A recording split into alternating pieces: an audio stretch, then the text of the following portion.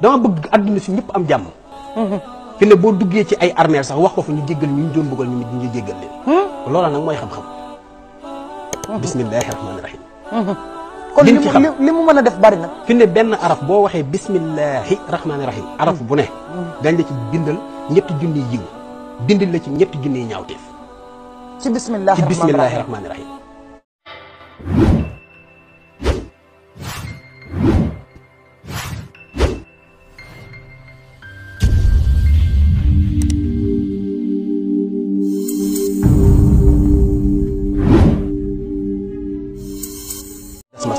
nga xamante ni lu garaaw a garaaw la ci wàllu xaalis.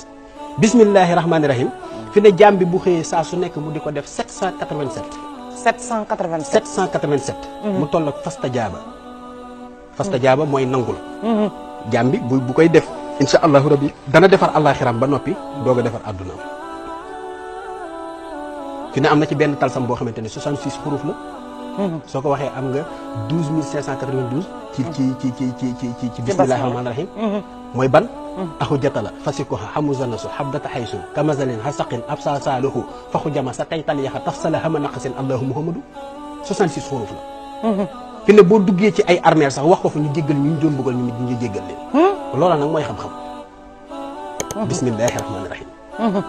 kon li mu mën a def bari na. fi ne benn araf boo waxee bismillahi rahmaani rahim. araf bu ne. dañ la ci bindal ñetti junniy yiw dindil la ci ñetti junniy ñaawteef. ci bismillahi rahmaani rahim. nga wax ko 19 fois. 19 fois doo gis ñuy mbugal. doo gis ñuy mbugal boo ko saxalee bis bu ne 19 fois. fi ne ki nga xamante ni daa xëy sax dépense jafe ko. waaw nga xamante ni du am lu mu joxe dépense. waaw nay def ñetti téeméeri bismillahi rahmaani rahim bu jant biy jóg. boole ko ak allahumma salli ala sayyidina muhammadin wa sallim téeméer. incha allahu rabbi dootul ñàkk dépense. bismillahi rahmaani rahim ñetti téeméeri yoon. waaw ñetti téeméeri yoon. bu jant biy jóg. boole ko ak téeméer allahumma salli ala sayyidina muhammadin wa sallim. waaw moom dépense dootu la jege. dootu la jafe. déedéet dootu la jafe. donc mi ngi noonu ñu indil leen ko tey jii mu fas yéene waxtaan ak yéen ci lépp loo xamante ni dafa jëm ci ay secret li ñu war a mën a wax ci bisimilah rahmaani rahim bari na buñ ko fa toppoon. maanaam fii ba suba ci waxtu wi duñ fi jóge. ci ay njëriñam wala ci ay njëriñam bisimilah rahmaani rahim. ngeen di ci def ay jël ay bunt yoo xamante ne da ngeen ci defal ay doomu aadama ñaar jaam bi ki nga xamante ne ni tey jii ma nga jëm ci ku mu ragal. ku mu ragal waaw wala ñu convoqué ko. waaw la def bisimilahi rahmaani rahim bisimilahi rahmaani rahim juróom fukki yoon. 50 fois bu yeggee kooku day mel ni mu xar. waaw bu yeggee kooku day mel ni am xar.